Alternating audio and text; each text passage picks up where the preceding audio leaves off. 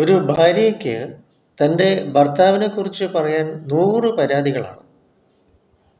ഒടുക്കം നമ്മളത് അനലൈസ് ചെയ്ത് വന്നപ്പോൾ ഈ ഭാര്യയുടെ വിഷയം നമ്മൾ ഒത്തിരി കേസുകളിൽ കാണുന്നത് പോലെ ഭർത്താവിൻ്റെ ലൈംഗിക തൃഷ്ണ, ലിബിഡോ കുറവ്, ഇങ്ങേർക്ക് താല്പര്യമൊന്നുമില്ല ലൈംഗികതയോട്.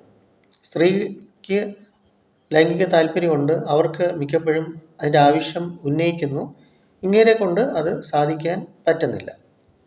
ഇതാണ് അതിൻ്റെ വാസ്തവികത. അപ്പോൾ ഈ ഭർത്താവുമായിട്ട് സംസാരിച്ചപ്പോൾ ഈ ഭാര്യയുടെ ശരീര ഗന്ധം ഇങ്ങേർക്ക് പറ്റുന്നില്ല. ഇവരാണെങ്കിൽ അടുക്കള ജോലിയും കഴിഞ്ഞ് നേരെ ഇങ്ങ് പോരും. അല്ലെങ്കിൽ ശരീരശുദ്ധി ചെയ്യണം, കുളിച്ച് വൃത്തിയായി ആ ഒരു സുഗന്ധ പൂരിതമായിട്ടായിരിക്കണം ഭർത്താവിന് മുമ്പിൽ വരേണ്ട ഒരു ചിന്തയില്ലാത്ത ഒരു സ്ത്രീയാണ് ഇവർ. എന്നിട്ട് ഭർത്താവിനെ കുറ്റം പറയാണ്. തിരിച്ച് അതുപോലെ തന്നെ ചില ഭർത്താക്കന്മാരുടെ ദുർഗന്ധം, അല്ലെങ്കിൽ ഇവർ തമ്മിലുള്ള ബന്ധത്തിൻ്റെ വിള്ളലുകൾ, ഇവർ തമ്മിലുള്ള അഭിപ്രായ വ്യത്യാസം, അല്ലെങ്കിൽ ഈ അമ്മായിയമ്മ അമ്മായിയപ്പൻ്റെ ഇടപെടലുകൾ, അപ്പോൾ ഇങ്ങനെ ഒരുപാട് കാര്യങ്ങൾ. പിന്നെ സാമ്പത്തികം, അല്ലെങ്കിൽ പിരിമുറുക്കം, അല്ലെങ്കിൽ മറ്റ് ചില കാരണങ്ങൾ, പ്രമേഹ രോഗം, അല്ലെങ്കിൽ ചില ഔഷധങ്ങൾ, പ്രത്യേകിച്ച് ഈ ആൻറ്റി ഡിപ്രസൻസ് പോലുള്ള മരുന്നുകൾ തുടങ്ങി ഒരുപാട് കാരണങ്ങൾ ഒരു വ്യക്തിക്ക് ലൈംഗിക താല്പര്യം കുറയാം.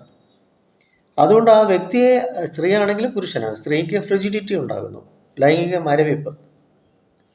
അപ്പോൾ എന്തായിരുന്നാലും അതിൻ്റെ വ്യക്തമായ കാരണം ശാരീരിക നിലയിൽ ഉണ്ടോ? ചിലർക്ക് കാർഡിയോ വാസ്കുലാർ ഇഷ്യൂ വന്നിട്ട് ബ്ലഡ് സർക്കുലേഷനിൽ ഇഷ്യൂ ഉണ്ടായിട്ടും അവർക്ക് ലൈംഗികമായിട്ടുള്ള താല്പര്യങ്ങളിൽ കുറയാം. അപ്പോൾ അങ്ങനെ ഒരുപാട് കാരണങ്ങളുണ്ട് ദാമ്പത്യ ജീവിതത്തിൽ.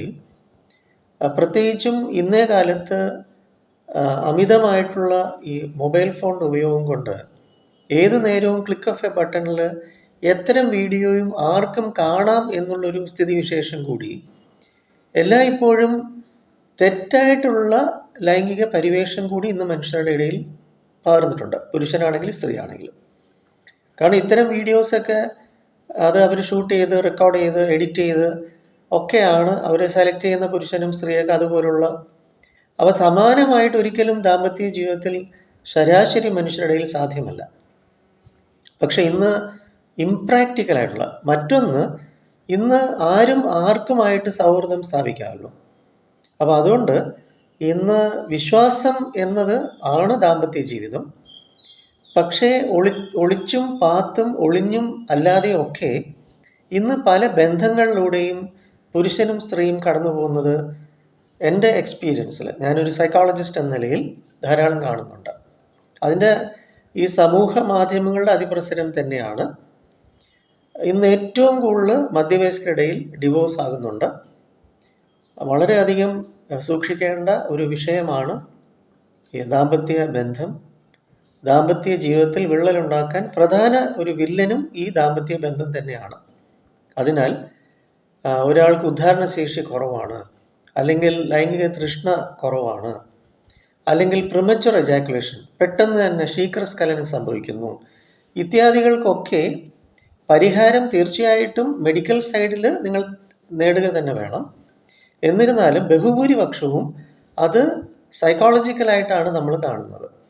തീർച്ചയായിട്ടും ഞാൻ കൊല്ലം ഐത്തിൽ മെഡിറ്ററേനിയൻ ഹോസ്പിറ്റലിലെ സൈക്കോളജിസ്റ്റാണ്. ഞാൻ സൈക്കോളജിസ്റ്റ് നാഗരാജ്. 9605743596 ആണ് എൻ്റെ നമ്പർ. ഇത്തരം കാര്യങ്ങൾക്ക്, നിങ്ങളുടെ സ്വകാര്യ വിഷയങ്ങൾക്ക് അതീവ രഹസ്യമായിട്ട് തന്നെ നമുക്കത് സുരക്ഷിതമായിട്ട് ഒരു മരുന്നുമില്ലാതെ കൈകാര്യം ചെയ്യാം. നമുക്ക് സ്വന്തമായിട്ടും സെൻ്ററുണ്ട്, NP സ്കൂൾ ഓഫ് തോട്ട്സ്, മുഖത്തലയിലാണ്.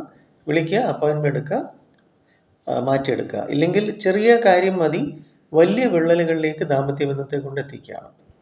വരിക, ആരോഗ്യകരമായ ജീവിതം നയിക്കൂ. വെൽക്കം.